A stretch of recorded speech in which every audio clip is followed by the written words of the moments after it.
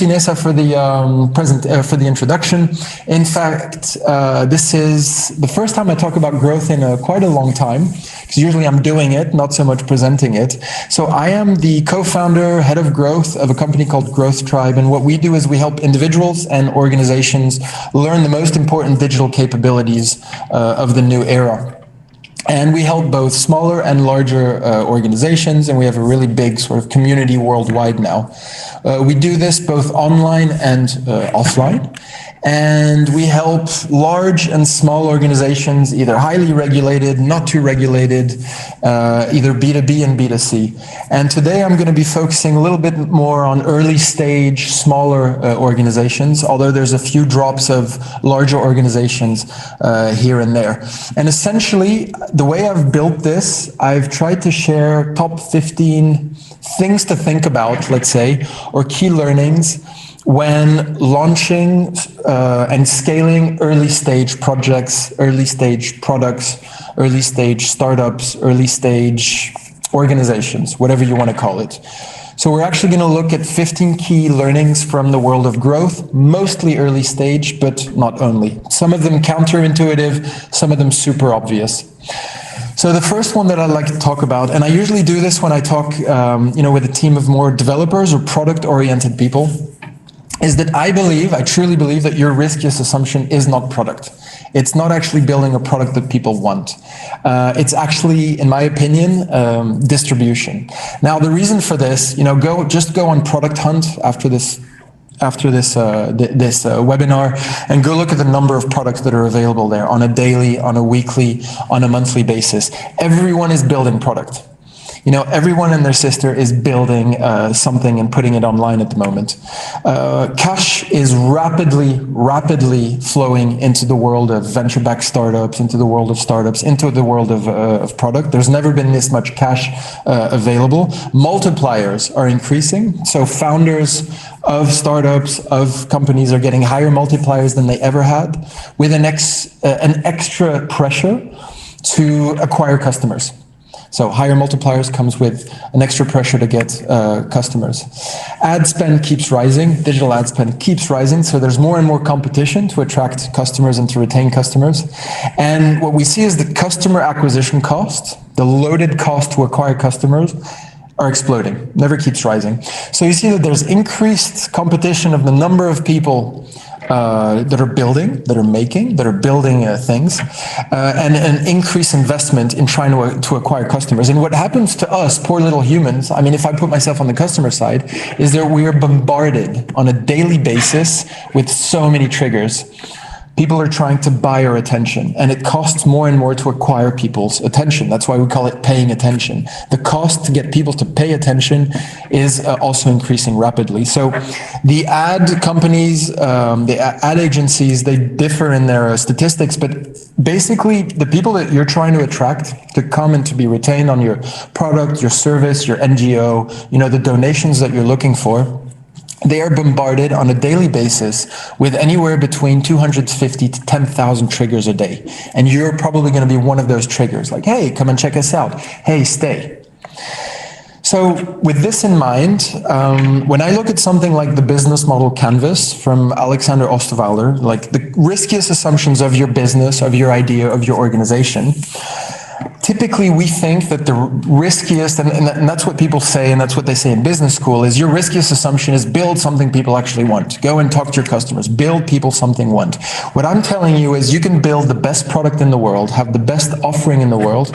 If you can't get it in front of your customers, it's not going to move the needle. And your riskiest assumption nowadays in this very, very sort of densely populated attention economy is actually more your customer relationships and your channels.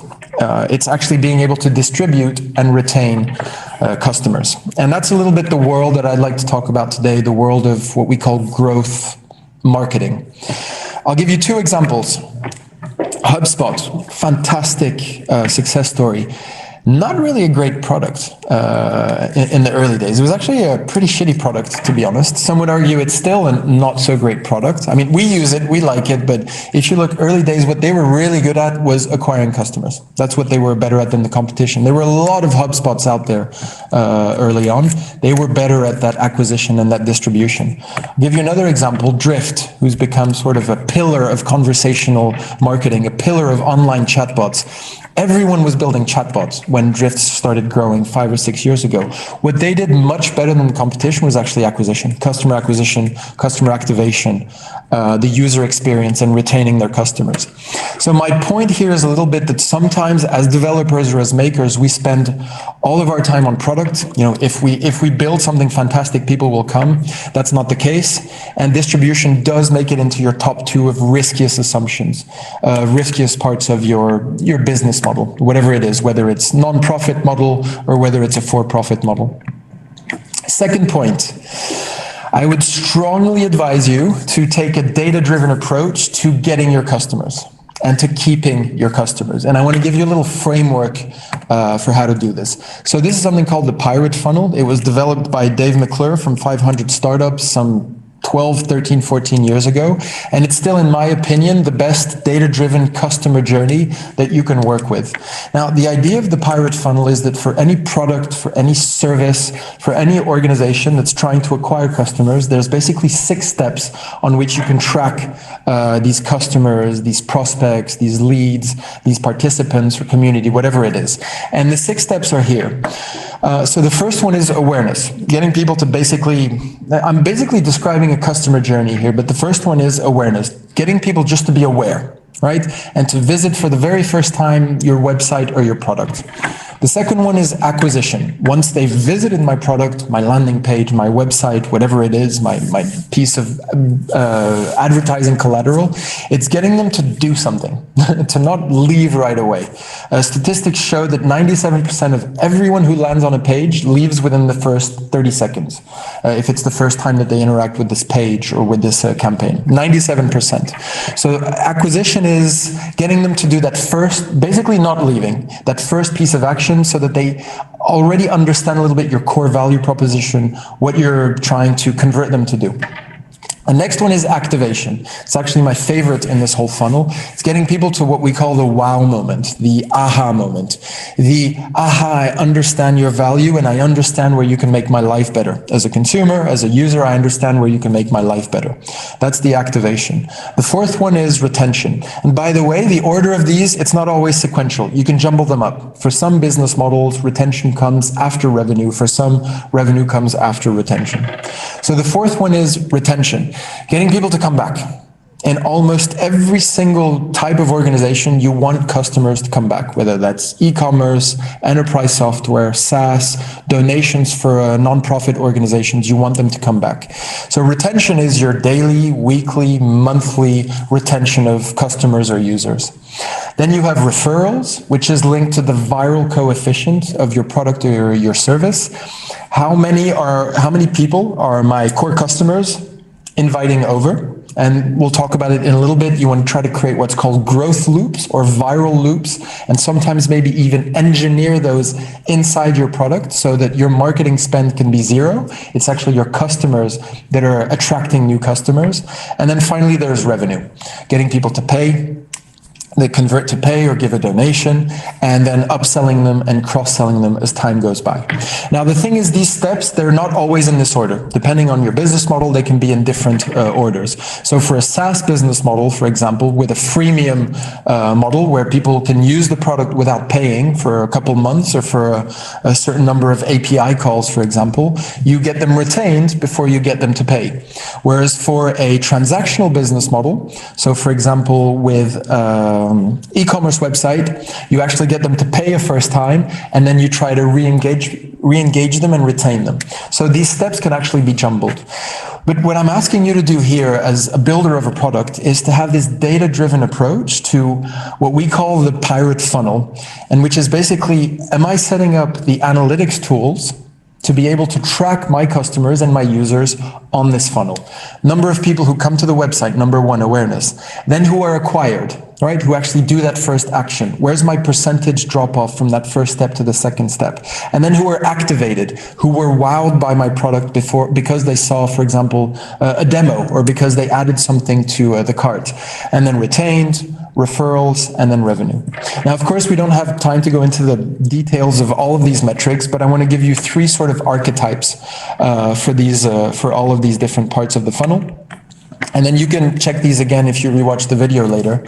So this is just the example of a B2C e-commerce example. So awareness is unique. I need to be tracking. And developers love to track the back end, but a little bit less the front end. And I'm begging you to also track the front end of your whatever apps or products that you're building. I can recommend some tools for that in a little bit as well. So for example, a B2C e-commerce example, awareness is the number of unique visits, right? It's what we call vanity metrics, number of people coming from different channels. Acquisition for a B2B e-commerce would be the number of people who visit 4 or 5 pages. They don't leave right away. They actually visit 4 or 5 pages. They look at the catalog. What we call a hard conversion, a soft is sort of an early indicator. Hard means it's really like valid, would be people who click on a size, for example. If you have a website with shoes, they actually engage with the product and they start looking at sizes. Activation would be the percent of visitors who add to cart. Typically, you don't add to cart unless you've had that psychological moment of, I found the right product at the right size. So that's like the aha moment, the wow, this was actually the product I was looking for. Revenue is percent of visitors who just actually buy something, and you look at also the average shopping cart size. Referrals is how many people who bought then invited somebody else. And then retention is your average purchases per year per customer, for example. I'll show you an archetype for a B2B enterprise software here.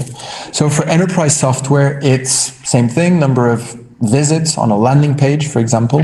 Activation is maybe if you have a product demo, if this is a very complicated product, you typically have a product demo on your landing page. It's percent of visitors who watched at least X minutes of the video. Acquisition is people who scheduled a demo. Revenue is percentage of customers who actually purchased the enterprise software. And then retention is percent of daily active users of whatever the key features are of the product. And then referrals is percent of new users from existing or user referrals.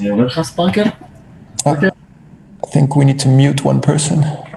And then here's another archetype for a B2B events company. So I'm just showing you some examples here.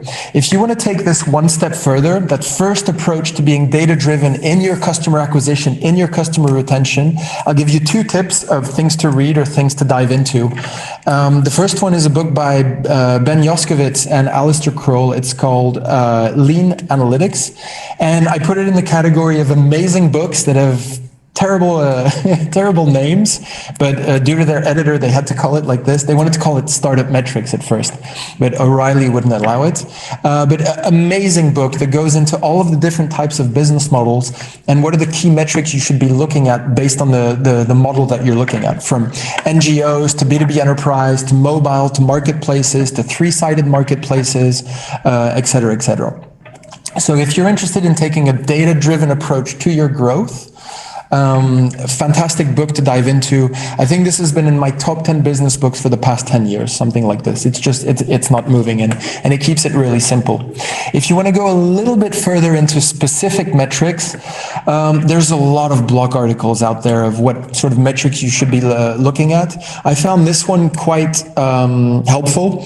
It's called The Founder's Guide to Startup Metrics, and they go through the 12 key metrics you want to look at as a startup founder. It's about a 16-minute read.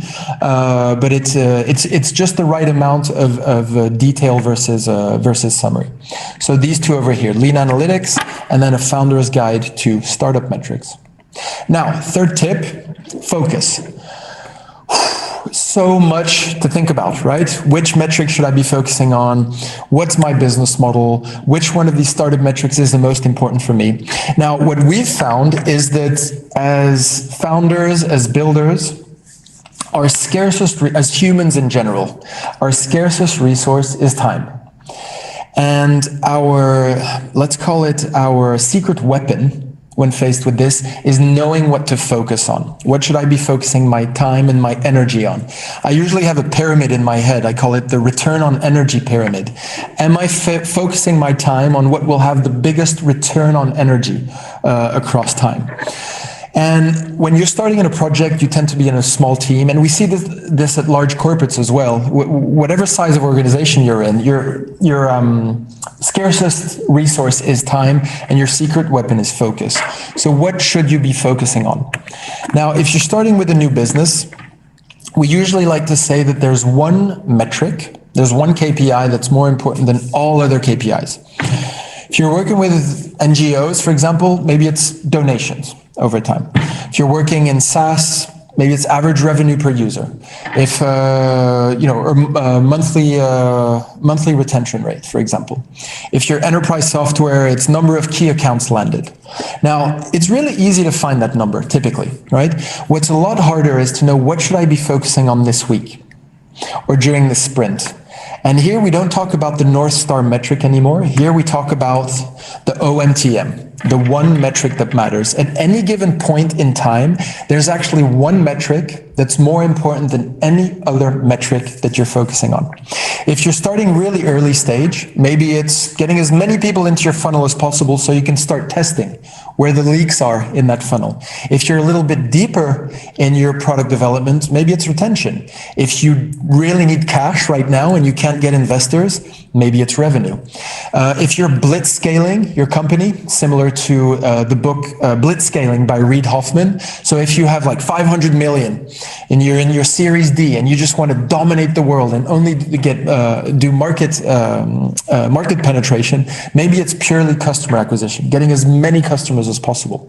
But at any given time or sprint, there's one metric that matters more than any other. And if you're growing a product nowadays, the number one tip I would actually give you out of all of the ones that I'm going to give you today is to actually focus and to agree within your team what is that number one metric that's more important than all of the other metrics. And I would just put it on a piece of paper, stick it on the wall. And if I'm doing something that's not linked to that direct metric, I should probably be doing something else. And once again, the thing that kills most projects is lack of focus. And one of the solutions for that is identifying that what that one metric that matters actually is. And you'll find out that having that conversation with your team, most teams don't even agree on what the ONTM is. Most people with themselves don't agree on that one, what that ONTM is. And I've been teaching this stuff and doing it for 7, 8, 9 years now, even more of the doing it, but teaching it for 7 or 8 years, sometimes I don't even know what my OMTM is. And I have to ask myself again, is this the most important metric which I should be focusing on right now? And OMTMs work like this. At any given time, you're looking at your funnel, you're looking at your bucket, and you're thinking, where is the biggest leak right now? Where's the most expensive leak? Is it at the top of the bucket, at the middle, or at the bottom? And I'm going to focus on fixing that right now. That's my OMTM. And so even though your North Star metric typically stays the same because it's directly linked to your business model, NGOs, number of donations, for example, total donations for the year, at any given time in a sprint, your OMTM might actually change. Because, hey, we can't even look at donations. When people come to our landing page, for example, everybody's leaving. Everybody's just sort of leaving after a few seconds. So we probably need to fix the top of the bucket before we fix the bottom. Number 4, product market fit. None of this makes sense. None of these conversions make sense unless we've proven product market fit. And too many teams, especially in marketing or in product, like to sort of jump into acquiring customers without having proven product market fit first. And I know it might be obvious to a lot of you, especially if you're sort of in the entrepreneur field, that product market fit is important, but sometimes we really need to question whether we have it or not. So the question is, should I be optimizing metrics, the ones I've just shared, or should I actually be validating key assumptions linked to my business model canvas? And that'll be the big difference between whether, yes, you should be focusing on active users, recurring revenue, bookings, burn rate, donation, compounded monthly growth rate, or should I actually be validating whether people just want my product in the first place? Am I actually solving a real pain?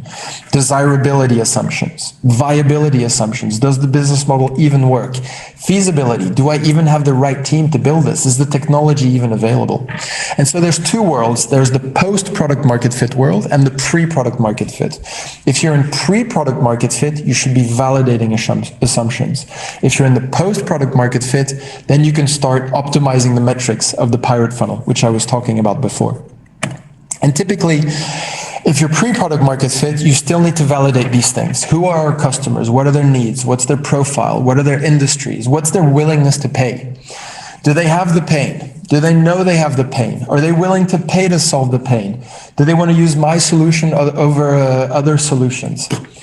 And do they actually want to pay to solve the pain, right? Sometimes we have a pain and there's a tool that solves it, but yeah, the switching costs are too high. The mental switching costs are too high. It's like, I'm fine. I'll just use Excel for this. I don't need this fancy new tool. What I was doing was great already. Note-taking app, I'll just take notes in my iPad. I don't really need a note-taking app or in my notepad. Now, product market fit. Okay, very blurry concept. How do we define it? How do we validate it?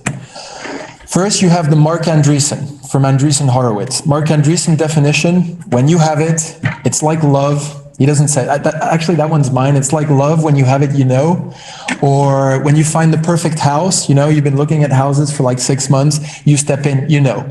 Product market fit, kind of similar. When you have it, you just sort of know. And he defines it as, you know, the phone is ringing, customers are knocking on your door to get the product. The main goal is to answer the phone because everybody wants to buy your product, and, you know, there's a storm of new customers coming in. So that's the first definition from this article. When you have it, you know. Okay, thanks a lot, David. What am I going to do with this? Is there a more data-driven approach to actually figuring out whether we have product market fit? Yes, there is. It's called the Sean Ellis test. So what you do is you take your customers who are currently using or who have bought from you or are currently using it, and you send a survey out to all of your customers, and you ask them in the survey. By the way, if they don't answer your survey, you've probably got a problem already there. But so you send them a survey and you ask them, if you could never use my product ever again, right? How would it make you feel? How would you be? Very disappointed, somewhat disappointed, not disappointed. Who are you? I've never used your product anyway. And typically what you want, Sean Ellis's benchmark is that you should have 40% or more of very disappointed. Typically there it means you kind of got product market fit. If you've got 80% of somewhat disappointed, you might be a vitamin rather than a painkiller, and you might have a problem. And if you have a lot of not disappointed and, I don't know, I no longer use you, then you're probably in trouble, and you probably need to start validating that product market fit again. Now, the good news is that even if you have 5 or 6% of somewhat very disappointed, then you've got your first early indicators of where your product market fit is going to lie. You're going to want to study those 3, 4, 5% like crazy. Put them under the magnifying glass. Understand everything about them, who they are, why they love you, where they hang out, why they're using you, and you're going to want to find more of them. Now, Superhuman has a really nice approach to uncovering product market fit from the Sean Ellis test. And so I call it the Sean Ellis plus Superhuman approach. And you can go check out this article over here. It's called How Superhuman Built an Engine to Find Product Market Fit. Just Google it, you'll find the article. And what they did that was great is they segmented the people who answered that questionnaire. Because by segmented, they started to find, actually, we do have a product market fit within this subsegment of the customers who are using our product. Fantastic article if you're working on product market fit at the moment. Follow the step-by-step playbook. It's really easy to follow. It's really sort of self-explanatory when you go through the step-by-step process. Now, we're talking a lot about, product market fit. If you're building anything that has subscription cooked into it, whether that's e-commerce, whether that's enterprise software, whether that's SaaS, whether that's NGOs and donations, you want people to keep donating, know your retention metrics. Your daily active users or daily active contributors, weekly active users, monthly active users, DAU-MAU ratio, day 1 user retention, day 7 user retention, et cetera, et cetera. If retention is your North Star metric, you need to start knowing these terms sort of intuitively. So study these. There's a really nice book by Amplitude called Mastering Retention, which will take you on a nice little, I think it's 110-page journey with a lot of imagery. They really try to sell their tool, of course, but it's very concise, to the point, and powerful if you're focusing on retention at the moment. By the way, if we're talking about user analytics, my top three tools of all time would be Mixpanel and Amplitude. Amplitude has a lot of data science cooked in, and if you're on mobile, it's adjust.io. So Mixpanel and Amplitude, and then adjust.io if you're on mobile. And there's another tool called Segment, which is a data aggregator, and Segment lives on top of all of these tools. You install Segment once, and then you have to maintain it. And Segment is great because it talks to all of the analytics tools that you can buy off the shelf.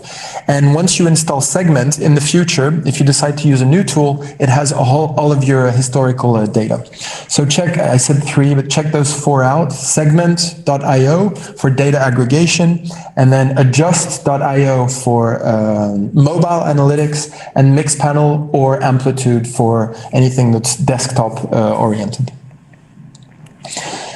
Study power user curves. Okay, let's jump this for now. Silver bullets do exist. There are silver bullets out there. What do I mean? You all know the power law, the Pareto law, that 20% of criminals do 80% of crimes. 20% of olive trees give you 80% of the best olive oil. 20% of customers will give us 80% of our revenue. 20% of colleagues produce 80% of the work, et cetera, et cetera. What's interesting with the power law is it's actually a fractal law. Now, what do I mean by fractal? I mean that there's an 80-20 inside the 80-20, and then there's another 80-20 inside the 80-20. So it turns out, according to this law, that there's a 4-to-64 ratio as well. 4% of your inputs are going to create 64% of the output. And even 1% of the input lead to 50% of the output. So as leaders, or as developers, or as marketeers, or as professionals, and I obsess with trying to continuously find that 1%. The thing is, I'm not visionary at all, so I never know what's going to stick. So one technique, or one process, or one methodology is to go full Jeff Bezos and to run as many experiments as possible to identify what that 1% is that's going to give you the 50% of outputs. You identify them not through vision. I mean, very few people have vision. Jobs had vision, Musk had vision, and Elon Musk, Coco Chanel, she had vision. Most of us, like me, we don't have vision. We just sort of guess. And then after a while, we find something that sticks and we double down.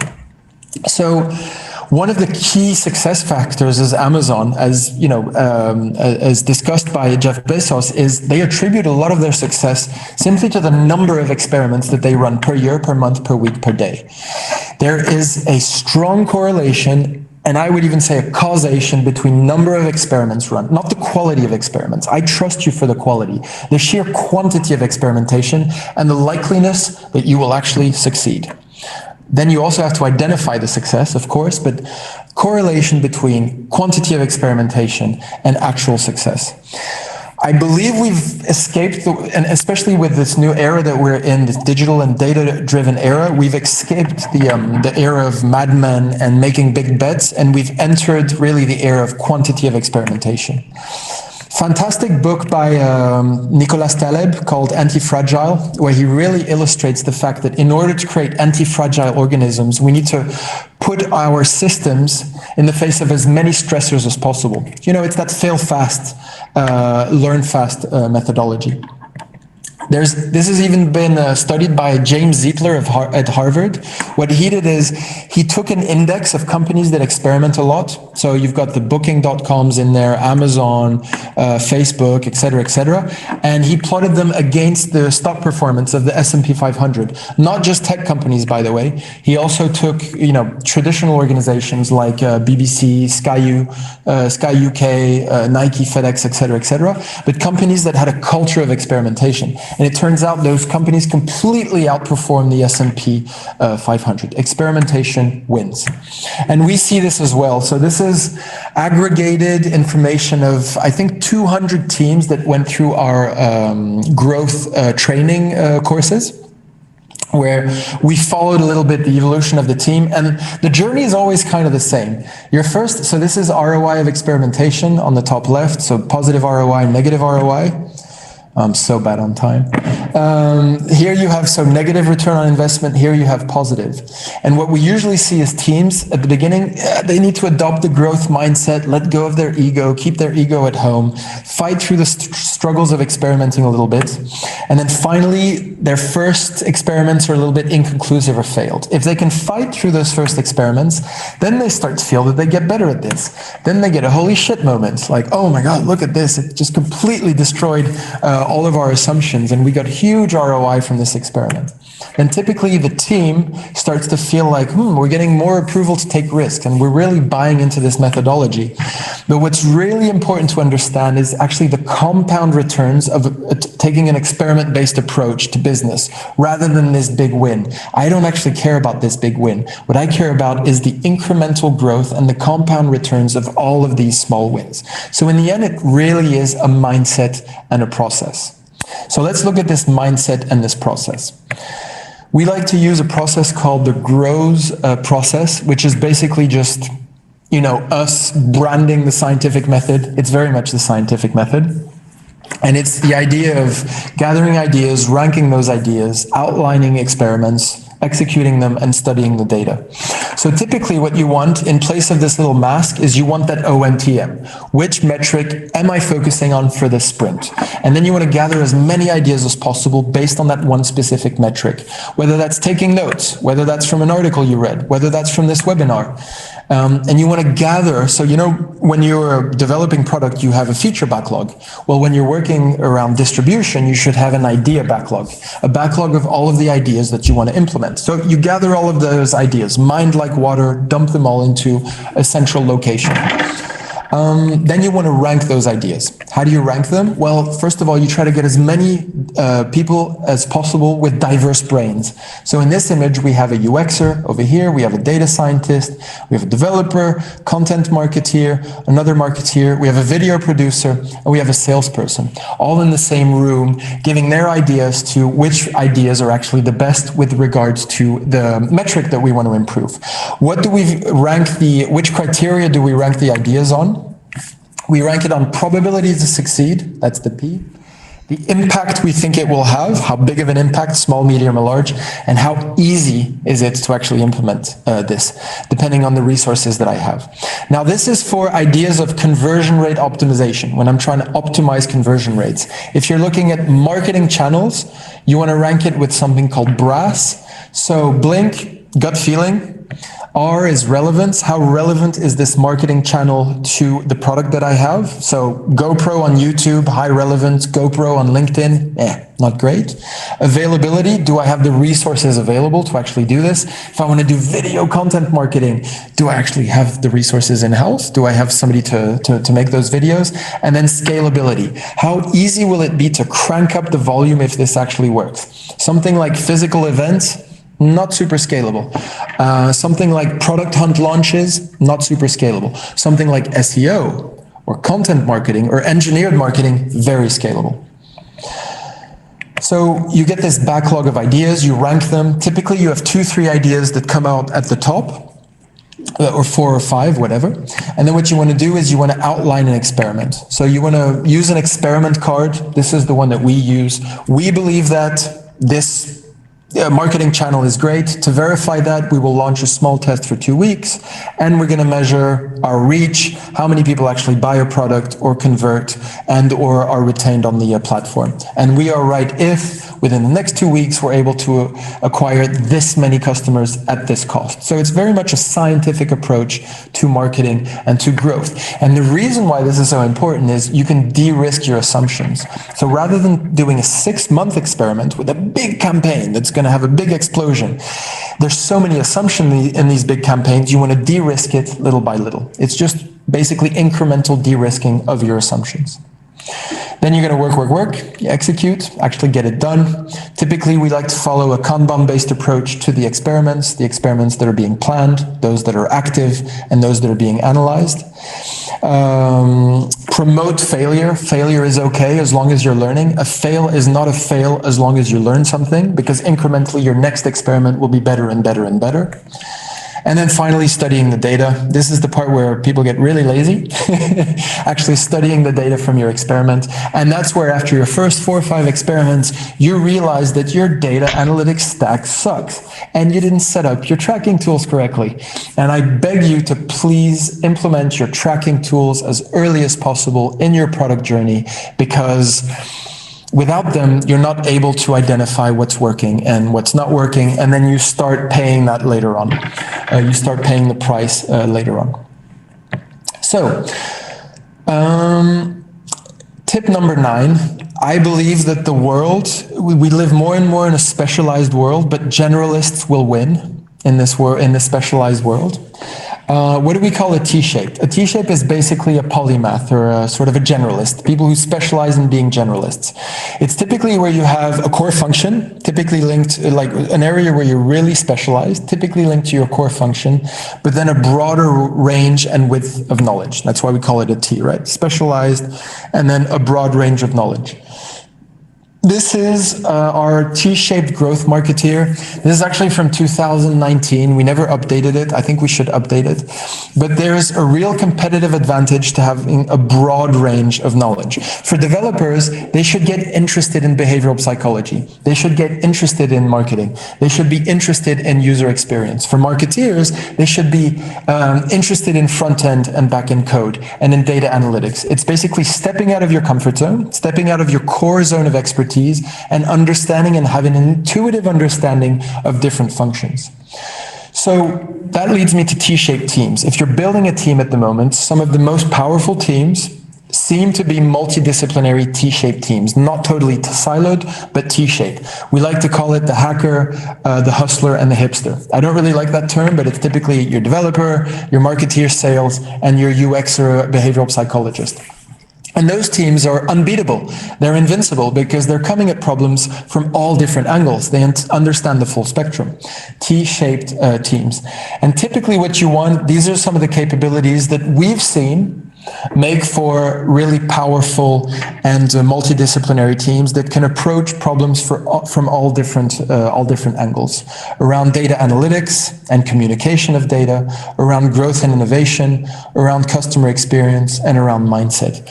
But it's a lot to handle. Don't worry, you don't need to be experts in all of this stuff. Already the fact that you're taking 1 hour out of your day to learn something new means that you probably already have the growth mindset. And you don't need to be the best. You just need to be a few percentage better than the competition, typically. Now, this is where it gets kind of interesting. When you approach an angle from a problem from a different angle. So we love the world of engineered marketing. And that's typically what happens if you give a developer a marketing task, right? Trying to build solutions, marketing solutions that are scalable and that compound over time, compounding channels and strategies. If you're building a product and you're thinking about distribution, I would advise you to look for a silver bullet around building tools that generate leads and where every new lead reduces the cost of that tool over time. We call it we're going to call it front loading your costs. I'll give you some examples. This is a company called Adzuna in the UK, very competitive market. They're basically a job board. Super competitive, right? SEO super competitive, SEM super competitive. So what they decided to do is rather than fight all of their competition with the traditional channels, they thought, what if we build a little tool that we repackage, put on the side, build a little tool for our customers, which are people trying to find new jobs and companies hiring, but especially people trying to find new jobs. What if we built a tool that gave value to these people that are looking for a job, to these job applicants? So they built a cool little nifty tool that was called Upload My CV. This was in the 3rd week, I think, of them. So you can't find it anymore. They've made it much prettier now, but you would upload your CV or you would link it directly to LinkedIn and it would tell you how much you're worth. and it would probably increase your worth by like 10-15%, so it increases your your desire to actually look for a job. What was beautiful with this is that they were gathering tons and tons of job applicants, completely for free. And then people would share their value on LinkedIn and say, hey, look, I uploaded this to Adzuna, it's telling me I'm worth 100K. Hey, friends, go and upload your resume as well. They were generating anywhere between 15,000 to 20,000 new applicants per week with this. Customer acquisition cost, close to zero. Because there was like a 10K upfront cost, and then every new user reduced that customer acquisition cost until it was close to zero. By the way, the early prototype of this was not built by developers. It was built by people who were using no-code tools to build small prototypes.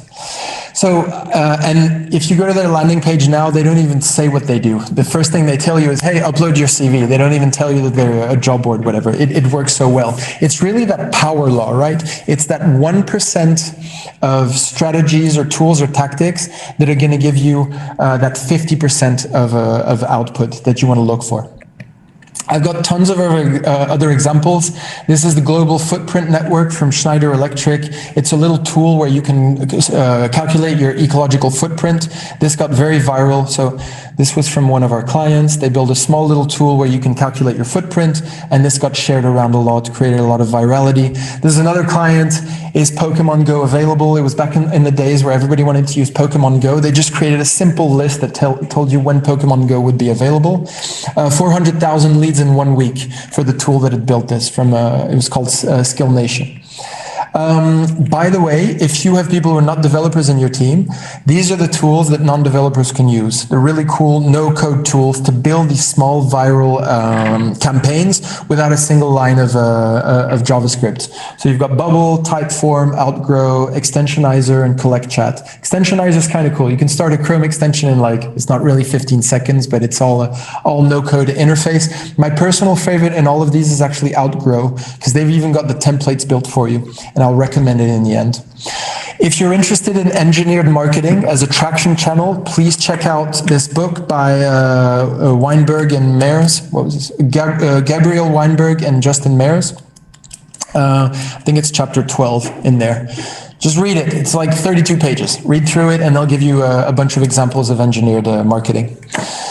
Other tip, okay, invest in capabilities, please. Companies typically only invest in tooling, process, and strategy. They forget to upgrade their brains. So companies are really good at upgrading their iPhones, upgrading their data infrastructure, upgrading their tooling, bringing in consultants. Don't forget to upgrade the brains within your organization. Technology is growing exponentially. Make sure your teams and yourself are also upgrading your brains exponentially. Most of you are students. So most of you are currently upgrading your brains exponentially. In 10 years, keep doing the same thing. People get such a fixed mindset once they hit the workforce.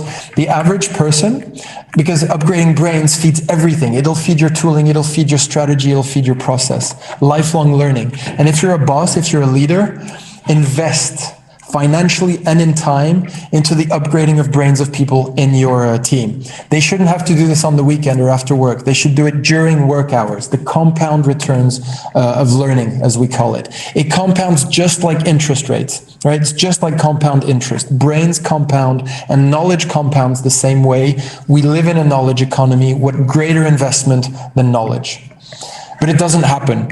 The average person only spends 24 minutes a week once they hit the workforce on deliberate learning. That's less than 1% of their time. Unbelievable.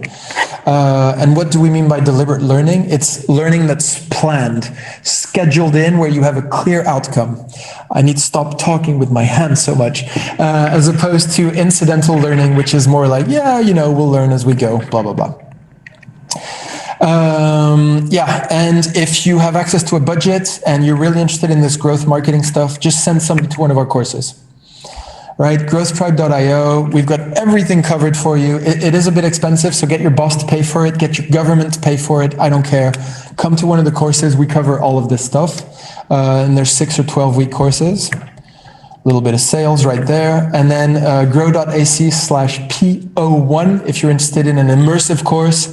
If you're interested more in like a team course, grow.ac/JD4. I also need to make cuter short links because these are terrible. Some of my favorite tools before we stop the sort of presentation part. Usability Hub, absolutely amazing for short, fast feedback loops and usability testing. Please use it. I did it. I'm launching a leadership course at the moment called Rethink Business, Lead Differently. I didn't know what name my target audience would like. I didn't know who to ask. I didn't feel like bothering people on LinkedIn. I went on Usability Hub. I got it's not statistically significant, but I got a very, very strong signal that there was a bigger desire for the first term rather than the second one. Please use Usability Hub anytime you have an argument with a co-founder or with somebody else in your team, or you want to de-risk a key decision around design or where a user is going to click or what name should we call this. Fantastic tool, very cheap. Crystal knows if you're in B2B, you can uncover the personality traits of the people that you're reaching out to, of the people that you want to get money from, of the B2B leads and prospect. This is Josephine. Just based on her LinkedIn, I can guess what her DISC profile is, that she's more of an influential person, kind of calm and quite, not too conservative. When speaking to her, I should stick to the big picture, not go into details. This is Adam. He's the opposite. He's very dominant. He wants a lot of data. Check out this tool Crystal knows. If you want to do lead generation and automate a bunch of growth hacky stuff online, use Phantom Buster. It's code-free automations for data extraction, for example, for lead gen. And if you want to build these cool little engineered marketing campaigns, and if you want to de-risk them without spending too much time on building them, check out Outgrow. It's probably the best engineered marketing tool out there at the moment. And then Bubble. It's probably our favorite tool for rapid prototyping. Cool. Next steps. If you want extra next little tips, just add me on LinkedIn. Happy to help guide you in the right direction. I'm sometimes a bit slow at answering. So basically there's a correlation between how much somebody bugs me on LinkedIn and my likelihood to answer. So just be insistent. It's called a high hurdle test. It's also a way a really cool experiment to de-risk business ideas. Don't make people pay in money, make people pay with really long questionnaires to prove that they actually really want the product that you're selling. It's called a high hurdle test. Put the hurdle really high. And then, come to a course or see our corporate solutions if you're interested in that stuff. growthtribe.io. Boom. Cool. And then we have the question and answer part. And I think I'm okay. Not too bad. I'm okay. You're great. Thank you so much. It was so fast. I was trying to write and gathering everything. So I did a lot of screenshots. But so guys, this is the time for you to ask some questions. And yeah. And one last thing, we always try to gather feedback on these presentations, if it was too fast, etc., etc. So if you want to give us feedback, it's at grow.ac/12 April. And then, let's do some questions if anybody has questions. And hopefully not do 3 minutes of uncomfortable silence. Hi, I'd like to ask something. First of all, thank you very much. It was very, very interesting. Just about what you mentioned it not too long ago, but about the knowledge, the learning part. It was really intriguing to me, and I want to, if you can repeat, and I want to understand how it exactly connects to the growth issue, and how we can, how does it really connect? How does it correlate? With specifically with growth. Yeah. Exactly. So basically, the way the brain creativity is basically linking two nodes in a network that never interact. If we mix turtles with ninjas, we get Teenage Mutant Ninja Turtles. Super creative, groundbreaking, et cetera, et cetera. What we usually see in teams and in individuals is that everyone seems to be approaching a problem in the same manner. not in a creative manner. When you start opening more growth options in your brain, so introducing a developer to the world of marketing or a marketeer to the world of code, they start addressing problems in a different manner. So we find creative solutions that no one else is thinking about. So it really has to do with creativity. If you look at the Nobel Prize winners from the past X years, a lot of them were polymaths. A lot of them were not just interested in biology, not just interested in economics. They were also doing horseback riding on the side, or they were interested in geology or in music. So it's really about being a polymath. And the teams that keep learning, I don't know, maybe the best way for you to promote your tool right now is to launch the world's first NFT for something, right? The world's first non-fungible token. But to do that, you need to know what a non-fungible token is. And to do that, you need to be interested in blockchain technology. And to do that, you need to actually educate yourself on that stuff. So there is a direct link, I believe, between the amount of knowledge accumulated and the different types of sort of growth options that a team or an individual will see. It's basically having more weapons and more colors to paint a picture to solve a problem. Okay, I hope great. that answers it. Yeah, so you're saying that knowledge correlates to creativity, which correlates in turn to growth. Yeah, that's what that's basically what I'm saying in a nutshell. Yeah. Great, thank you. I got a question. Based on what you said, I'm interested in your approach to, let's say what makes, for example, Zoom succeed in these volumes that it is, because there were a lot of softwares that provided video conferences before, and I know the coronavirus helped them, but why them? I mean, out of all. No, I agree. But I mean, look at Slack. Before Slack, we had HipChat already, right? Which was already on. It was already on Atlassian. It's distribution. 100% distribution. Customer acquisition, marketing. I think there's how many amazing tools are out there. Okay, wait. There's a little bit of user experience as well. They also had really good user experience, but for me, it's distribution, customer acquisition. And if you're going to use some of your brain power, I would put 50% of my brain power on product, of course, make the product delightful, usable, scalable, et cetera, but 50% on distribution. So what I said in the beginning, your riskiest assumption is your capacity to acquire customers and your capacity to retain those customers. It's become a lot easier nowadays to build something, especially with AWS and, with languages like React.js, et cetera. It's much easier to build something than it used to be. It's actually, but everybody's building something. It's a lot harder to acquire customers. It's the attention economy.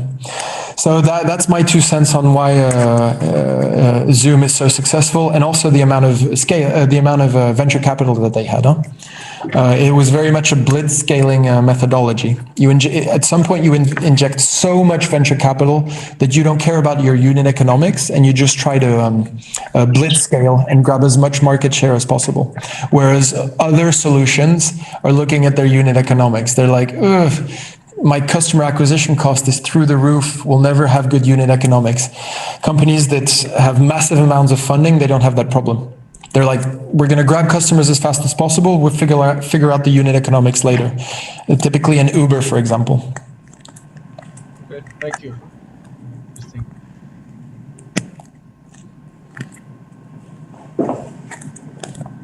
Someone else?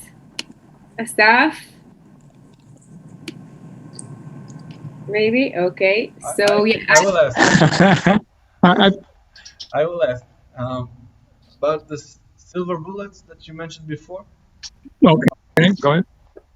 Oh, sorry, Asaf, do you have a question? Okay, so the silver bullets, can you tell a bit more about it?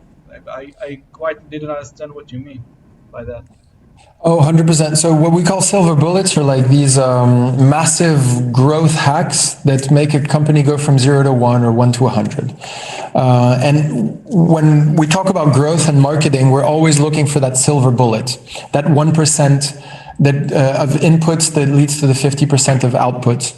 The thing is, typically when I meet new people who are starting a company, they ask me like, what should I be doing?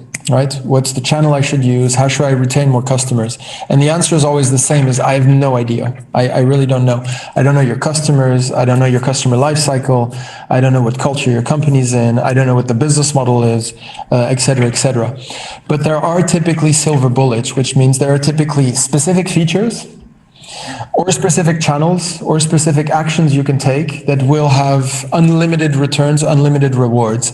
And my point is that they exist. I have no idea what they are. The only way to uncover them is, number one, dumb luck. You just get lucky. Number two, you're just visionary, like you could predict the future. Number three, throwing as much spaghetti at the wall as possible until you see what sticks. And typically, number three is the most reliable way of uncovering those silver bullets. That's kind of the idea. That's the secret weapon. That's what you call the secret weapon. Yes. It's those channels, those decisions, those eureka moments that will have unlimited returns. It's that 1% that will give you the 50%. The only way you can do that, I believe, is by experimenting as much and as fast as possible, and at actually analyzing the results of your experiment so that your learnings actually compound. And at some point, you will identify a specific feature. A lot of the time it's one feature. When we're talking product, there's one feature that outperforms all the other features. But we're so stuck in the vision of what our product should be that we don't even see that that feature is being overused compared to the other ones. They're like, that's not my vision. My vision is to build this. Whereas the data is telling you, no, your vision's flawed. The data is telling you to actually follow this feature over here. That's where your product market fit's going to be. That's where I was helping this company 2 weeks ago, and they wanted to build this big HR tool that basically stimulates team engagement for remote teams. And there was a bunch of features they were focusing on, and they really wanted to be that team engagement tool. It turns out, overwhelmingly, there was one specific feature that was being used more than any others. It was a little game that people could do. They could do a little game on the side, right, during their day. And what the data was telling them was you should focus on the gaming aspect. That's what people are using it for. What their vision was telling them is, we want this fully fledged 360-degree solution that links our Leapsome with our Peakon, with our HR data, with our learning management platform, et cetera, et cetera. When they finally started, it was more than 2 weeks ago, when they finally started looking at that gaming feature, they started to see where their product market fit was. It had to do with that specific feature. When it comes to marketing channels, there's typically one channel or one type of messaging that works better than all of the rest. And that's where you really need to leave your ego at home, which is sometimes really hard for marketeers and really hard for developers. Developers are really big egos because kind of creative genius. Listen to the data. Look at the data. Don't just listen to your instinct, and don't just work on what you feel like working on. Listen to the feedback loops from the market, feedback loops from the market, essentially. Easier said than done, huh? Okay, so we have here 2 more questions, if it's possible. Elad and Gal, maybe? Gal, we have it. You might want to read their question out of the chat. Elad, maybe? Elad Sheffer? Okay, maybe they are on mute or something, but yes, read it, please. What's the difference between OMTM and KPI? Yeah, so it's the same thing. The only thing is that you could call it the OKPITM, the one KPI that matters. It's a metric, it's a KPI. The point of that is more like focus. What's the one KPI? The one KPI. It's not 2, it's 1 that I should be focusing during this sprint. Primary KPI, but not secondary, right? Yes, and we almost want to not even have a secondary. Okay, someone else? One last question, maybe? If not, so I will take it. I've got a question. To be honest, I've got 2 questions, but whatever question you'd prefer, or would it be more By the way, optimal to answer?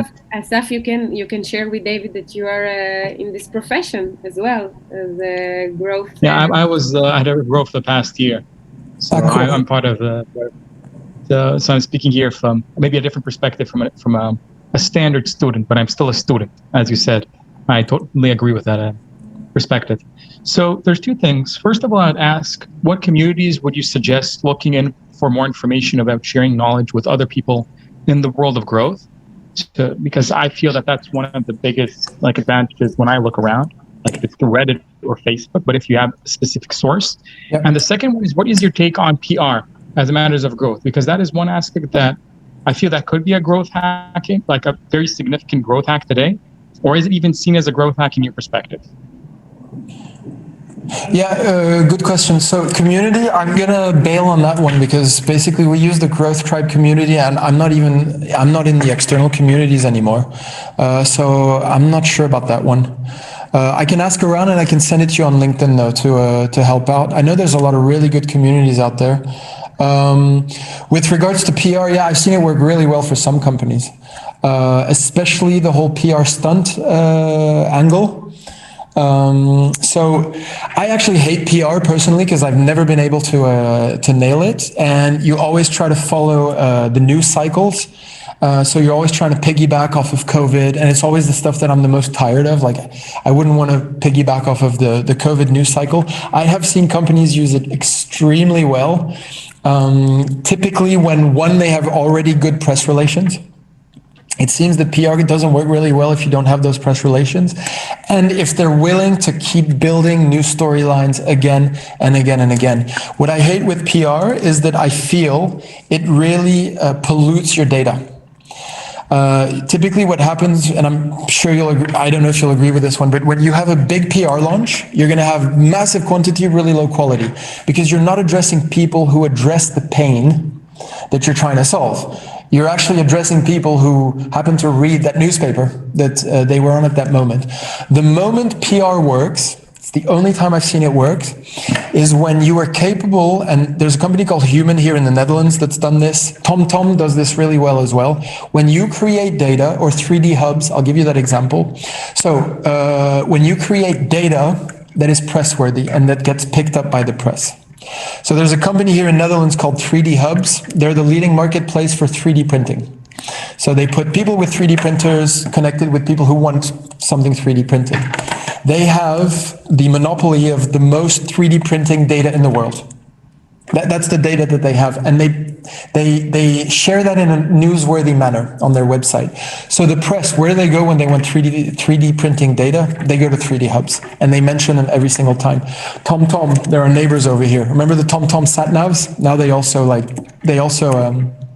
have just plug their data into cars. They have the congestion and traffic congestion data of the entire world. So they package that and they create this amazing ranking called the most congested cities in the world. Oh, amazing. Every year that report comes out, all the press picks that up. So that's the only time I've seen it actually work for getting attention and being a repeatable solution, is when you're creating some sort of data and some sort of piece of knowledge that nobody else has, and then the press gets used to coming to see you to actually get that data. If not, it's in my bottom three least favorite least favorite channels of all time. But some companies are just amazing at doing it. Awesome, thank you so much.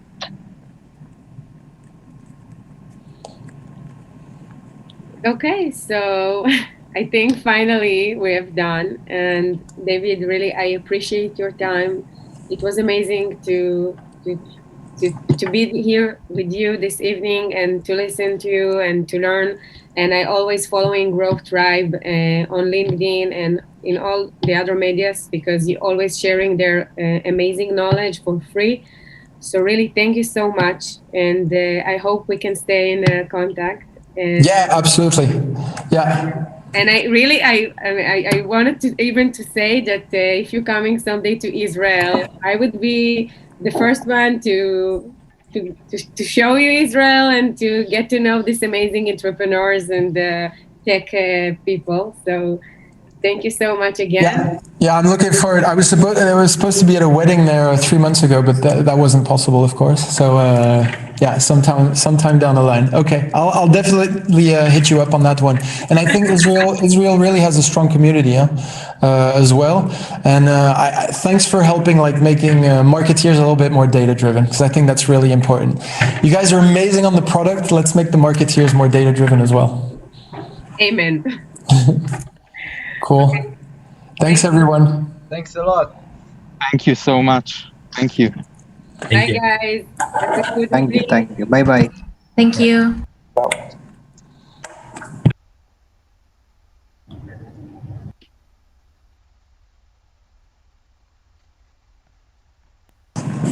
Okay, cool. Ciao.